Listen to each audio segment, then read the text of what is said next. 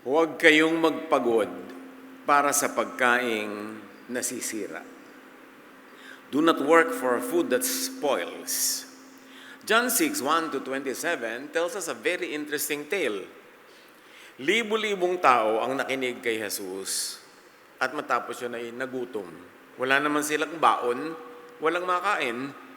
So mula sa 5 tinapay at 2 isda that they were able to source from a boy, nagpakain si Jesus. Lahat nabusog. May tira pa. Dahil dyan, gusto nilang gawing hari si Jesus. Pero lumayo siya. Kinabukasan, hinahanap ng mga tao si Jesus, hindi dahil naunawaan nila ang katuruan, kundi dahil gusto nila ng tinapay pamor.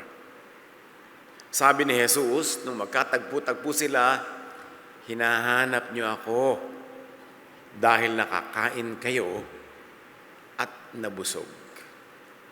I am the bread of life. Salamat Panginoon dahil kayo ang tinapay ng buhay. Turuan niyo naman po kami ngayon kung papaano kayo magiging bahagi ng aming spirito at pagkatao bilang tinapay ng buhay. Kayo ang mangusap, mangaral. Papagliwanagin niyo po ang aming puso ng aming maarokang hiwaga ng mga matataas na salitang ito. Salamat po, kayo po ang magturo. Pinagpapasalamatan namin kayo, Ama, sa ngalan ng iyong anak na si Jesus. John 6:25-26. When they found him on the other side of the lake, they asked him, Rabbi, when did you get here? Jesus answered, you are looking for me, not because you saw the signs I performed, which is the major thing, but because you ate the loaves, which is not the major thing. And you had your fill. Nabusog kayo, kaya susunod-sunod kayo ngayon at pinaghahanap niyo ako. Hindi yung tinapay ang star, kahit pa nga dumami ito. The sign is not the gift, but the giver, who is the Father. The sign is not the event, the feeding, but the actor, Jesus. The sign is not the bread, but the source. Dapat malinaw yan sa simula pa lang. Yung mga tao na halina silang tingnan yung tinapay, hindi lumampas sa tinapay ang kanilang pananaw, hindi tumagos doon sa nagbigay ng tinapay at lalo na kung sino talaga ang tinapay. They were fixated on the material object that satisfied their physical hunger. So yung harina bread, ang pinagtuunan nila. Dapat sana'y revelation moment na yon kung sino si Jesus. Pero naging kainan event lang. Dapat ang tunay na naisip nila, sino to? Bakit niya tayo napakain ng ganito? Wala naman tayong dalang baon. Halos walang pinanggalingan yung pagkain. Pero hindi yun ang binigyan nila ng pansin, kundi yung pansamantalang ligayang natamo nila sa pagkain ng harina. And this kind of ignorance repeats in many activities of man. Hindi tayo lumalalim, nananatili tayo sa mababaw, kaya hindi natin makuha ang tunay na hiyas na ibinibigay. So hinanap, sinundan-sundan nila si Jesus for what He could give, not for what He is. At iba kumisan, kahit sa buhay natin ngayon, parang nararamdaman natin that people get to us, get close to us, not for who we are, but for what we can give. So sila'y nakatanggap, pero sadly, hindi nakakilala. Nakatanggap lang ng tinapay.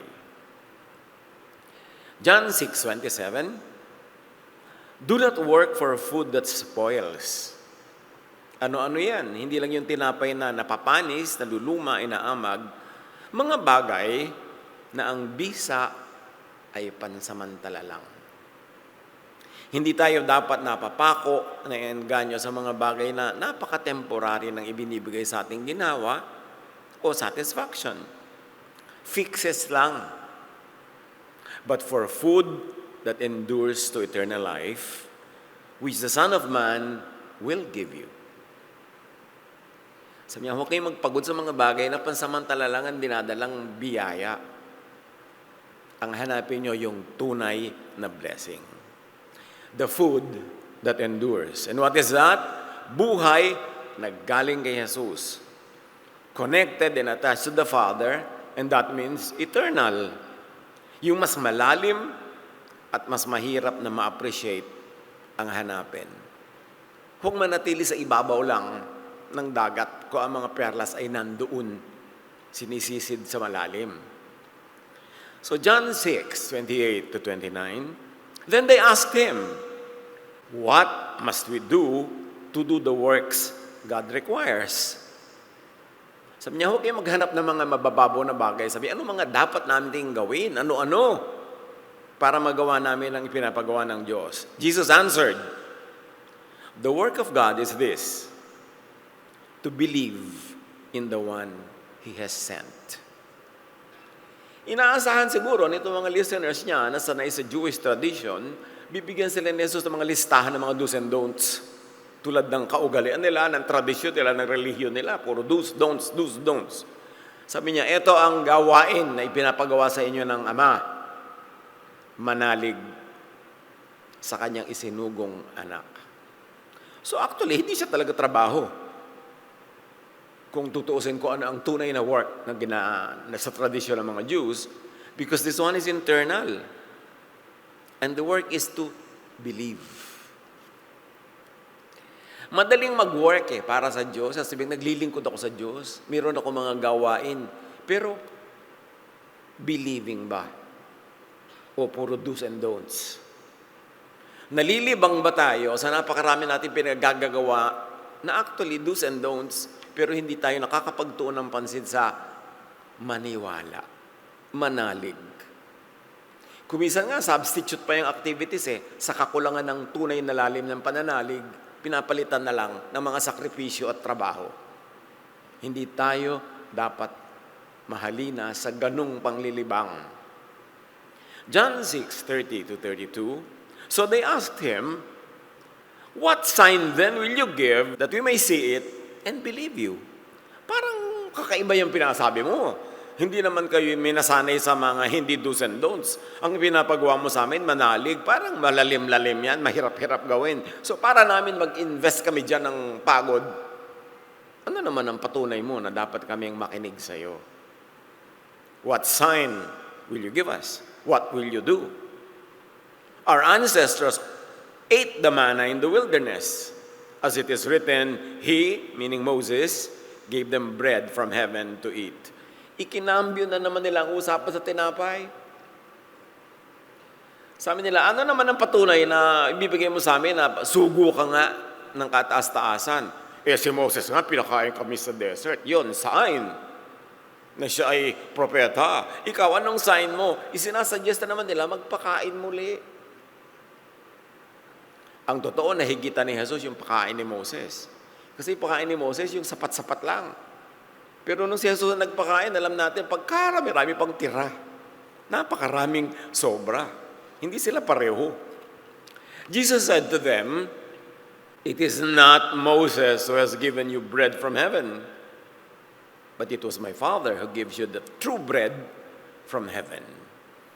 Isa na naman tong malaking pagsalungat sa nakakaugalian na nilang paniwalaan. Sabi niya, hindi si Moses ang talaga nagbigay sa inyo.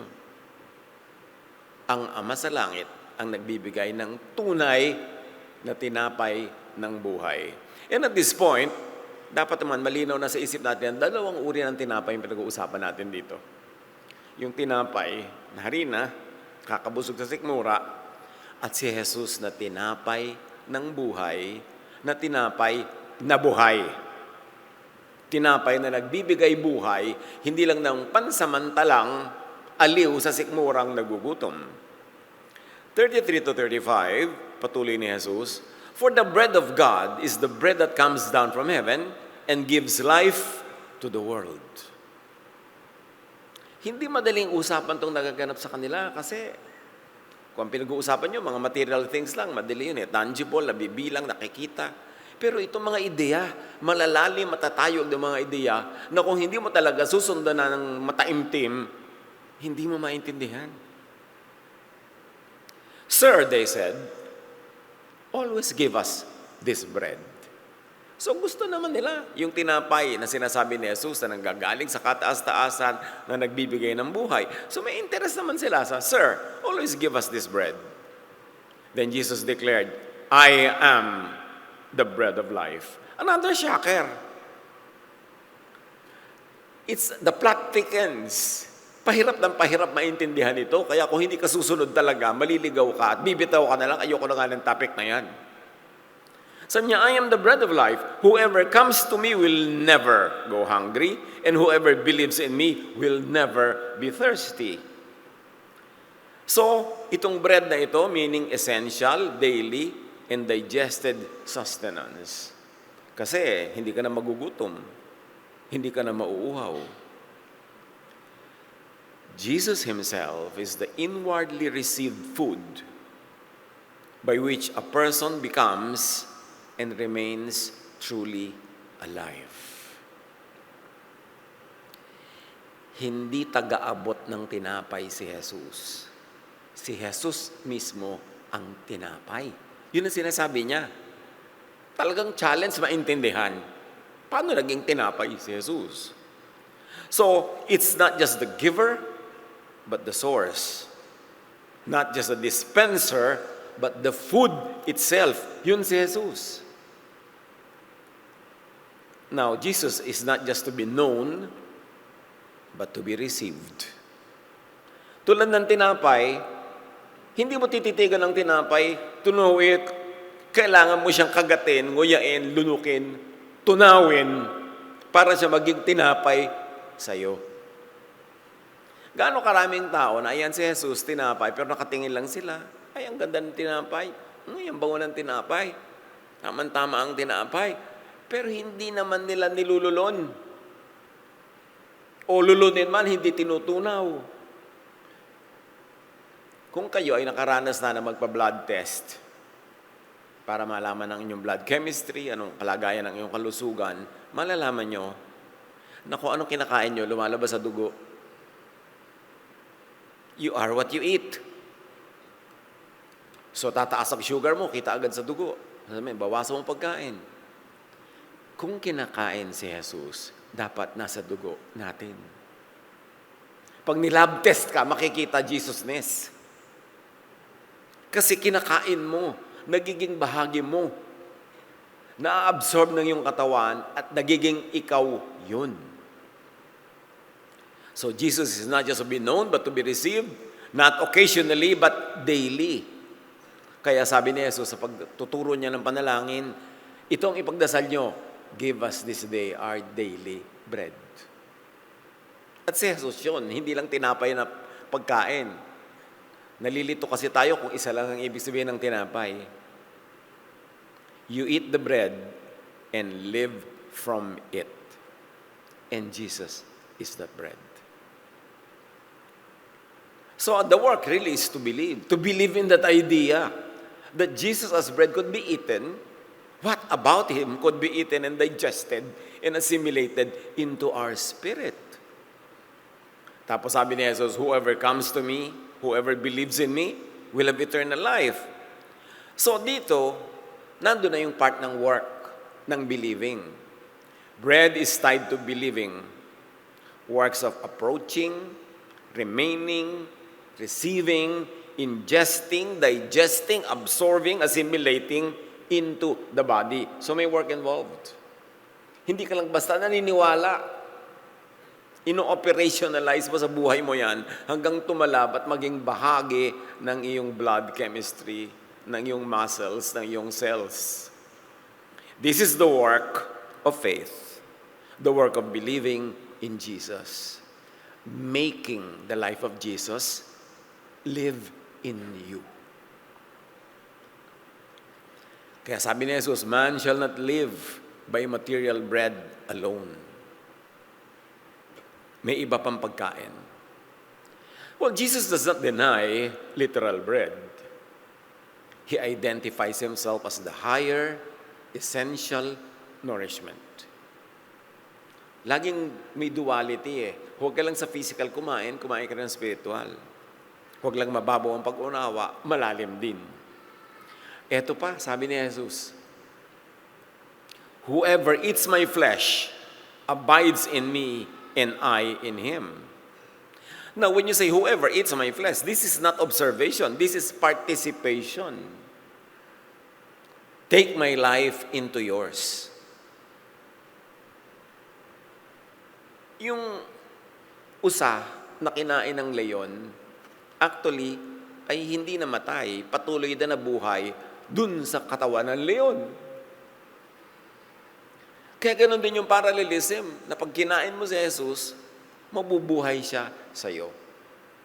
At ang buhay ngayon na ipinapamuhay mo ay para bang extension ng buhay ni Jesus mismo kasi siya yung kinain mo.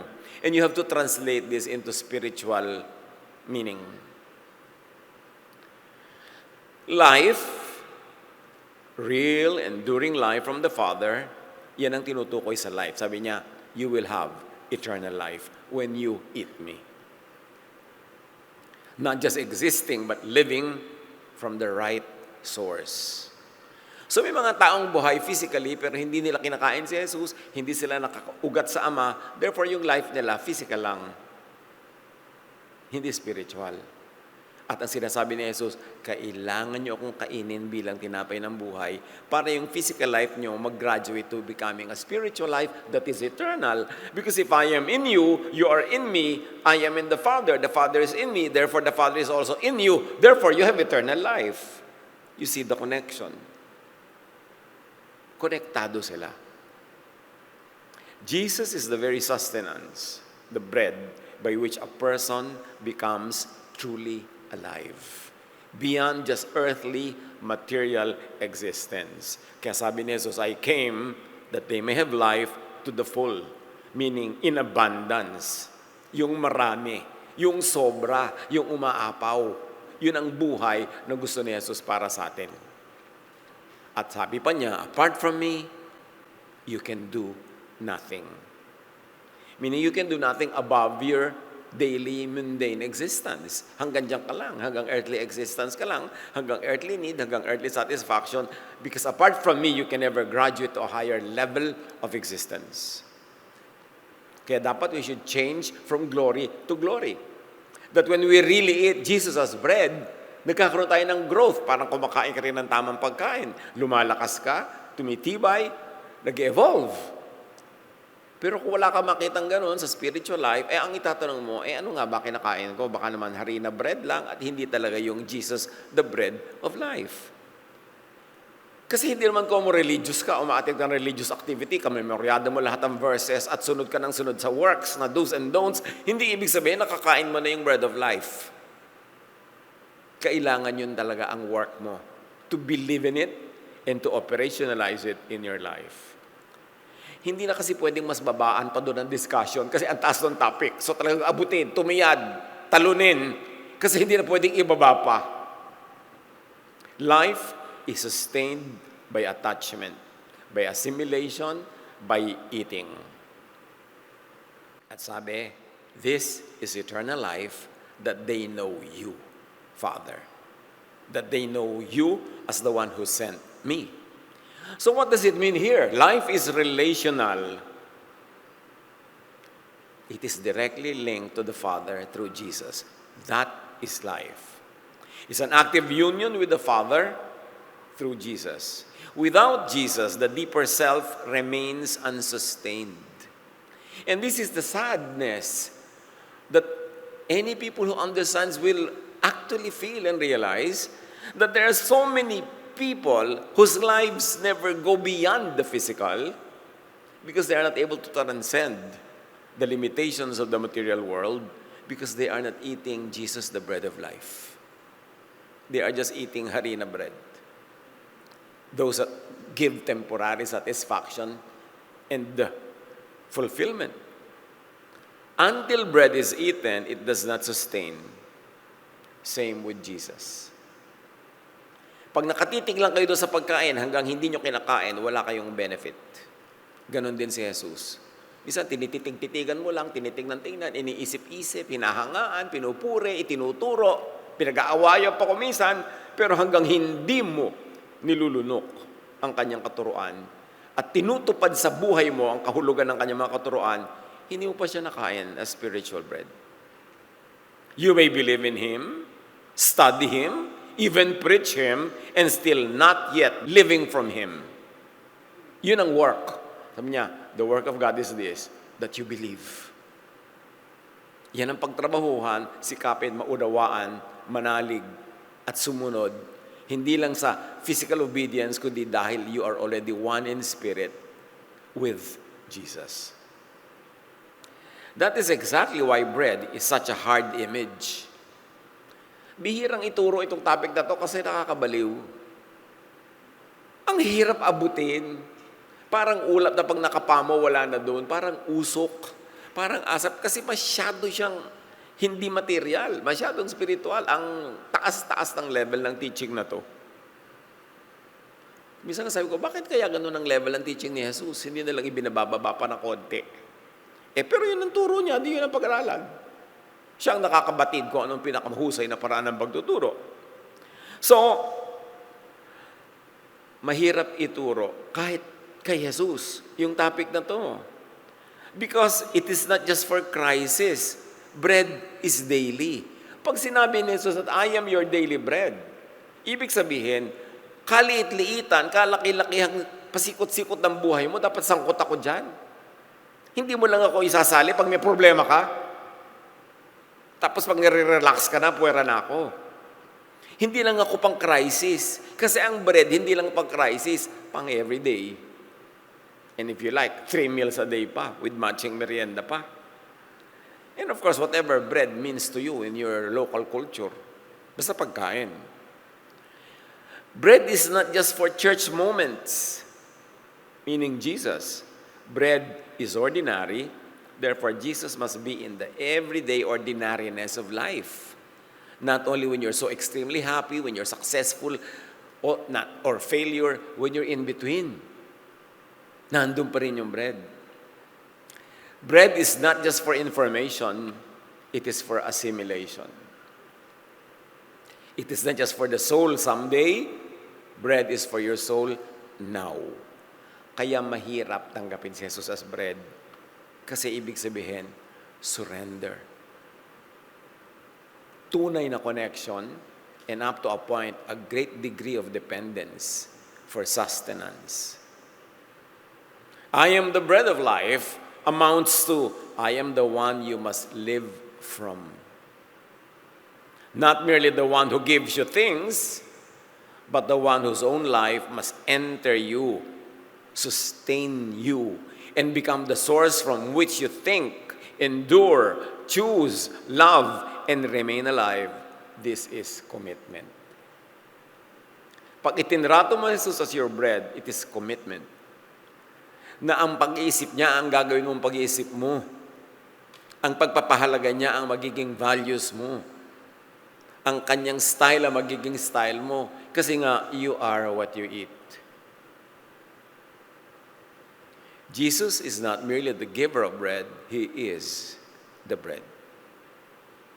And the work of faith is pag-aralan kung paano siya kakainin, lulunukin, tutunawin, at sasaling sangkap ng ating dugo, ng ating laman, ng ating buhay, ng ating isip, ng ating damdamin. Verses 36 to 40, but as I told you, you have seen me, and still you do not believe. Pinakain ko na nga kayo, sobra-sobra hanggang hindi pa kayo naniniwala sa akin. Ang dami ko nang gagawa, napagaling ang mga may sakit, ang dami ko nang nakita nyo na mga pinagagagawa ko, hindi pa rin kayo nananalig. My Father's will is that everyone who looks to the Son and believes in Him shall have eternal life. Sari-sari ang tinuturo ng mga religious groups kung paano magkakaroon ng buhay na walang hanggan. Kaya Jesus tayo makinig. Sabi niya, eto ang kalooban ng Ama. Sino man ang titingin sa anak at mananalig, magkakaroon ng buhay na walang hanggan. Mananalig. Ano yung papanaligan sa kanya? To the point na kakainin mo siya dahil bilib na bilib ka. 41 to 46. At this, the Jews there began to grumble about him because he said, I am the bread that came down from heaven. Natural. Sabi niya, ano yun? Paano natin siya kakainin? Ano to? Cannibalism. Kasi nagiging napakaliteral ng pagbasa nila. Stop grumbling among yourselves, Jesus answered. No one can come to me unless the Father who sent me draws them. Huwag na kayo magtalo-talo, hindi yan nadadaan sa debate. Hindi yan nadadaan sa pagtatalo-talo. Kasi liban na lang na pagkalooban kayo ng Ama na makaunawa, hindi nyo nga mauunawa. So, ibig sabihin, Diyos lang talaga ang magde-decide kung maunawaan ko yan or not. No, ino-offer naman yan ng Panginoon sa lahat. But, meron kang participation. Tatanggapin mo ba? Pagtatrabahuhan mo ba yung homework na unawain yung itinuturo? Sabi ni Jesus, they will all be taught by God. Everyone who has heard the Father and learned from Him comes to me. Sabi niya, lahat kayo tuturuan, so huwag kayo magdaramdam na namili ang Diyos ng tuturuan. Sabi, lahat kayo tuturuan. Nagpapahayag ang Ama sa napakaraming paraan, sa napakaraming panahon. Lahat kayo. Pero, pinag-aaralan nyo ba? Tinatanggap nyo ba? To the point that you will come to me. Na ma-identify nyo, oo nga, siya nga ang anak ng Diyos. Tama, yan nga ang itinuturo. Nakikinig ba tayo sa mga inuudyok sa atin ng Espiritu? Itinuturo ng Ama sa lahat ng panahon para pag nakita natin yung teaching ni Jesus ay may recognize ka natin, ito nga ang galing sa Ama. Yun ang participation ng tao. Lahat tinuturuan, pero ang response mo, mag-aaral ka ba? Makikinig ka ba? Manunuri. Hindi lahat ng ayaw tumanggap ay kulang sa paliwanag. Madalas, kulang sa pagbubukas ng isip at puso. Ayaw lang talaga. 47 to 51. Very truly, I tell you, the one who believes has eternal life. Ulit-ulit si Jesus, ha? The one who believes has eternal life. Forget everything you have been taught about how to have eternal life. Listen to Jesus. Sabi niya, everyone who believes has eternal life. Pag nanalig ka, lubos mong tinanggap, bigla kang nakokonekta sa Ama through Jesus. Nagkakaroon ka siyempre ng eternal life. Alam naman connected ka sa Father, tapos wala kang life. Your ancestors ate the manna in the wilderness, yet they died. Kasi lagi nilang inuungkat si Moses at yung tinapay ni Moses, sabi ni Jesus, lahat na nagkain na ng tinapay ni Moses, nagkabatayan na. But there's the bread that comes down from heaven, which anyone may eat and not die. Anyone, ha? Hindi pinipili. Kung pinipili mong kainin, pipiliin ka rin niya na kainin mo siya. Which anyone may eat and not die. I am the living bread that came down from heaven. Whoever eats this bread will live forever. This bread is my flesh, which I will give for the life of the world. Ang pagkain ay hindi pakikinig lang, kundi paglunok at pagtunaw. Gano'n na karami sa mga katuruan ni Jesus, tinulunok na natin at tinunaw. Meron nga, nakagat na, iluluwa pa. Ay, ayoko nito. Luwa. Nalunok na, nagka-empacho pa.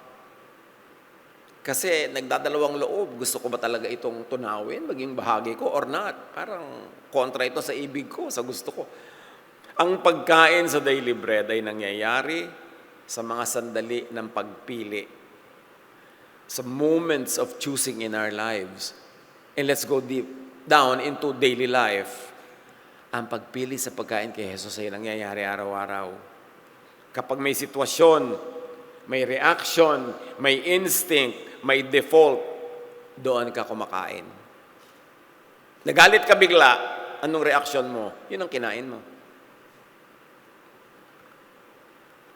Nagtampo ka, nag-walk out, ayaw mo magpatawad, o kung ano-ano, yun ang pagkain. Kaya sabi ni Jesus, ako kainin nyo. Nagagalit ako sa nanay ko, o kainin mo ako, love your mother.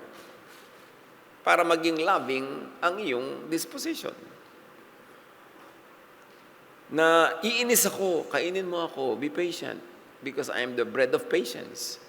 Doon nakakain si Jesus. Kung saan ka kumukuha ng sagot, kung saan ka kumakapit, kung saan ka tumatayo at naninindigan, yun ang ipinapasok mo sa loob mo, yun ang kinakain mo. Piliin si Jesus every time, every moment, big time or small time, na siya ang kainin para siya ang pumasok at siya ang maging bahagi ng ating katawan at espiritu. So ang pagkain kay Jesus, hindi lang pakikinig, kundi pagpili. Pagsunod sa paraan niya, moment by moment, day by day. Hindi week by week, hindi month by month. Kada segundo, may pinipili tayong kainin. Merong very rude na clerk sa'yo. Anong kakainin mo? Anong sagot mo sa sitwasyon na yan? Nandun si Jesus, the bread of life. It's a choice.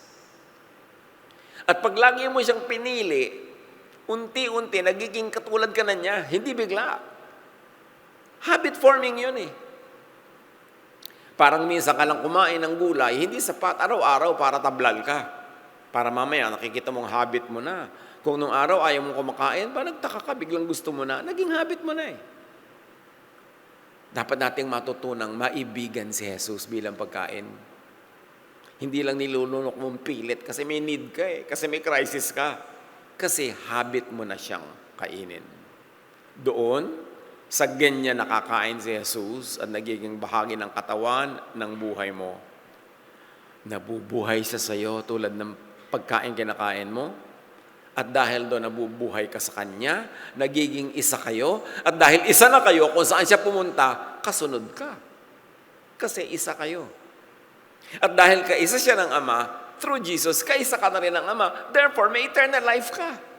Wala nga naman kaisa ka ng Ama, tapos wala kang eternal life. Balik sa kwento. Then the Jews began to argue sharply among themselves, "How can this man give us his flesh to eat?" Nandun pa rin yung level ng understanding nila. Remember these people were steeped in religious tradition. Marinated sila sa relihiyon. Alam nila ang mga verses, memoryado nila. Sa ulo nila, alam nila ang mga katuruan. So hindi nagtuturo si Jesus sa mga taong walang tool to understand what He was saying. Except that, they refused to use that tool because ang katuruan ni Jesus hindi sang-ayon sa mga nakasanayan nilang marinig. Ayaw nila.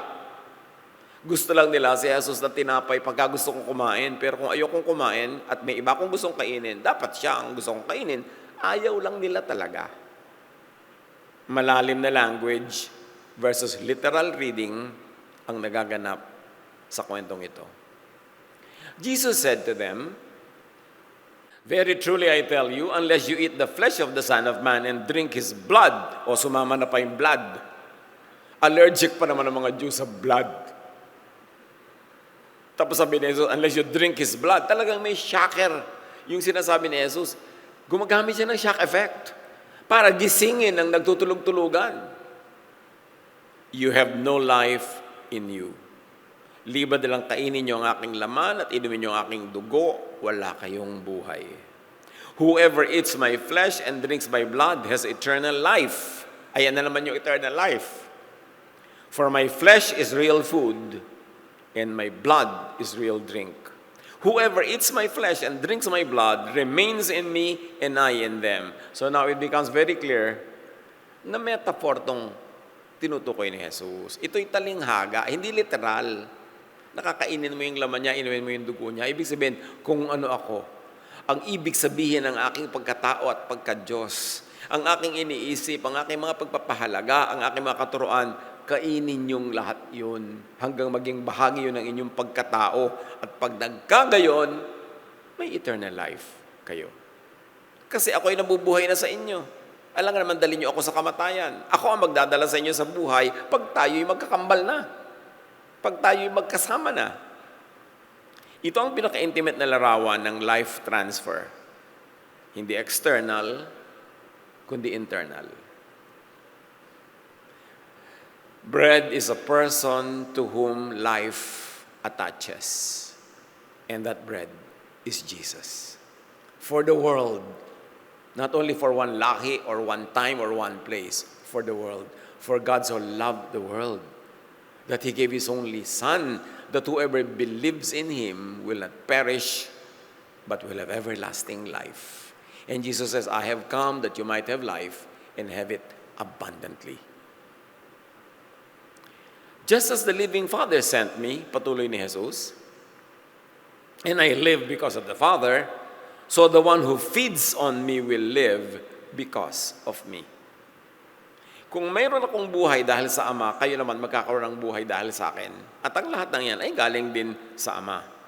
This is the bread that came down from heaven. Your ancestors ate manna and died. But whoever feeds on this bread I am will live forever. On hearing this, many of His disciples said, this is a hard teaching. Ewan lang kung sino-sino sa atin ngayon nakaupo dyan ang sinasabi rin, hirap naman ito, iba na lang. Bakit ba tayo nagpapagod pag-aralan ito? Who can accept it? Sabi nila. So hindi nila sinabing, this is wrong. Hindi nila sinabing, this is confusing. Sabi nila, mahirap tanggapin. Hindi magulo, mabigat lang tanggapin. In other words, naiintindihan naman nila. Sabi niya, this is a hard teaching. Who can accept it? Hindi naman nila sinabing, who can understand it? Ayaw nilang tanggapin. Kasi labag sa kanilang nakasanayan.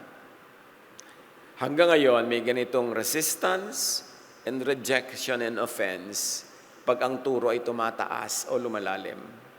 Gusto ng mga tao yung nakakalibang lang, nakakatawa. Pastor, dagdagan nyo naman ang joke ang mga sermon nyo. Ba't di ka nalang manood ng TV? May mga joke channel. Ibang kailangan willing kang sumisid para lumalim. Jesus said to them, does this offend you? Then what if you see the Son of Man ascend to where He was before? Kung ito nakaka-offend sa inyo, nagugulat na kayo, nasasya kayo, kung makita nyo ang anak ng Diyos na umaakyat sa langit, ano pa reaksyon nyo? The Spirit gives life. The flesh counts for nothing. The words I have spoken to you, they are full of the Spirit and life. Sa moment na yun, ibinigay ni Jesus yung isa sa mga pinakamahalaga, malalalim niyang teaching. Yet there are some of you who do not believe. This is why I told you that no one can come from me unless the Father has enabled them. Blessing ng Ama na anyayahan tayong maunawaan si Jesus. Pero action natin na lumapit, tumitig, bumabad, mag-aral para lubos na maunawaan. It's a partnership. Araw-araw, magbigay ng puwang, magbigay ng tahimik na sandali.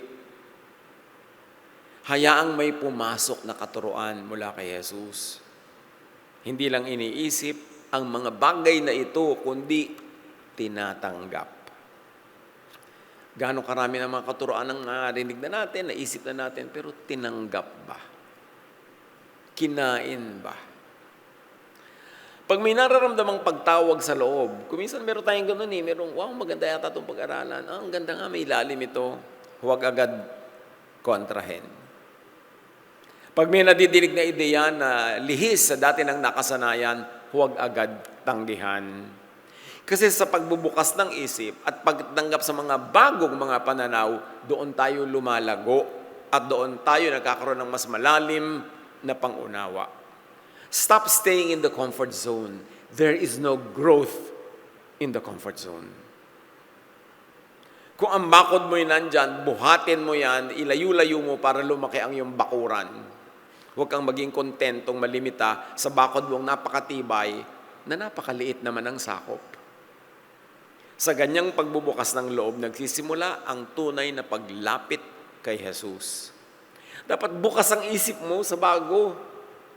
Kasi Mahilig si Jesus sa bago, di ba? New covenant, new command, a new promise, a new life. Kaya dapat mahilig ka maghanap niyan. Hindi ka mapapahamak basta marunong ka lang mag-filter. Change from glory to glory. Give up childishness and mature. Sabi ni Paul, when I was a child, I thought like a child, I reasoned like a child. But now that I'm a man, I give up childish ways. At hindi biological life ang tinutukoy doon ni Paul, spiritual life. Merong bahagi ng buhay natin na child lang tayo. Childlike, childish. Pero hindi ka dapat magtagal doon.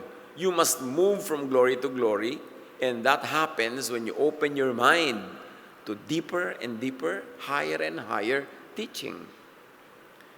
From this time, many of his disciples turned back and no longer followed him. Nung pinakain ni Jesus ng tinapay na harina, nagsunuran. Nung pinapakain na niya ng tinapay ng buhay, naglayasan ang mga disciples. So halatang-halata mo, agenda-driven lang sila. Gusto lang nila yung madali. Gusto lang nila yung nakakain agad. Pero ayaw nila mag-invest sa tunay na pag-iisip. Yung sinasabing, the work of God is this, to believe in the one He has sent. And you've got to invest to believe. Kasi kailangan mo pag-isipan, kailangan mo suriin, kailangan mong hayaang bumaba mula sa langit patungo sa kaibuturan ng iyong puso, yung malalalim na mga katuroang ito. So, tinalikuran nila si Jesus. Sayang naman, nandun na sila eh. Malayo na sana yung narating. Konti na lang. Dahil lang nahirapan silang intindihin yun, nagtalikuran sila. You do not want to live too, do you? Jesus asked the 12. O kayong 12, aalis na rin ba kayo? Tatalikod na kayo sa akin dahil ayaw nyo nadinig nyo. Simon Peter answered him, Lord, to whom shall we go? You have the words of eternal life. And who will know what the words of eternal life are? Yung tinuruan ng Ama at tumanggap ng katuroan na yon at lumapit kay Jesus, sila ang masasabing, oo nga, itong nadidinig ko, words of eternal life to. Internal discernment mo na magsasabi sa iyo kung ang naririnig mo ay basura or words of eternal life. Sabi ni Pedro, you have the words of eternal life. Kanino pa kami pupunta? We have come to believe and to know that you are the Holy One of God. Revelation yun. Talastasan ng Ama at ng tao. Para makilala mo si Jesus, para makilala mo kung ano ang galing kay Jesus at ano ang hindi. Walang makakapagturong iba sa'yo, ang Ama lang, at kailangan mo lang mag-work. Lumapit kay Jesus, unawain, intindihin, and the rest will happen. Kasi sabi ni Jesus, ask and you shall receive. Seek and you will find. Knock and the door will be open to you. So walang katuroang too hard for you to understand if you knock, if you seek, if you ask. Kailangan yung willingness to eat the bread. Jesus is the bread of life. He is not for crisis only. Bread is daily. Jesus should be part of our daily life. Every hour, every moment. Not just for information, but for assimilation. Not only to see the bread, but to eat it. So, return to Jesus all the time. Keep returning to Jesus. When you have a question, when you have a decision to make, when you have to make small or big moves, keep returning to Jesus and receive His wisdom, not just study. Draw strength, not just ideas. Humugot ng lakas kay Jesus. Huwag lang humugot ng kaalaman, tas information na nasa isip na wala namang silbi. Kailangan yung information na yun bumaba sa sikmura, matunaw, maging bahagi natin, at mapapatunayan mong natunaw mo na yun because it becomes your strength. It becomes your light. It becomes your bearing, your compass. Let His life shape reactions, choices, and endurance. Makinig ng buo. Hindi lang para malaman, kundi para manguya, malunok, at matunaw ang bread of life. Homework natin yan to connect the dots and to understand more deeply what all these words are. Because no other human being can explain it to you, only the Holy Spirit. Kailangang hanapin, hingin ang kaliwanagan. Huwag umatras agad pag mahirap tanggapin. Sa pananatili nagsisimula ang paglalim. Kainin ang tinapay ng buhay hanggang magbago ang loob, hindi lang ang isip. Do not just know, become. Be. Panginoon, salamat po. Dahil itinuro mo ng iyong anak na si Jesus ang mga malalalim na bagay na ito at nananalig kaming lubusin niyo itong ipauunawa sa amin higit pa. Hindi lang ngayon, kundi sa pagdaan pa namang oras at araw. Patuloy na lilinaw ng lilinaw what it means that Jesus is the bread of life. Pero malinaw man o hindi, o nasa iba-iba bang antas ng kalinawan sa aming isip yan, turuan mo kami to always eat the bread of life. To refer to the bread of life, to defer to the bread of life, na siya ang maging fallback ng buhay namin. Dahil lahat ng aming iisipin, desisyon, doon umuwi, bumalik at magmula sa bread of life. Magbulay-bulay tayo sumandali mga kapatid. Gawing personal ang leksyong ito. Hanapan ang katuruan. Ask the Father and He will give.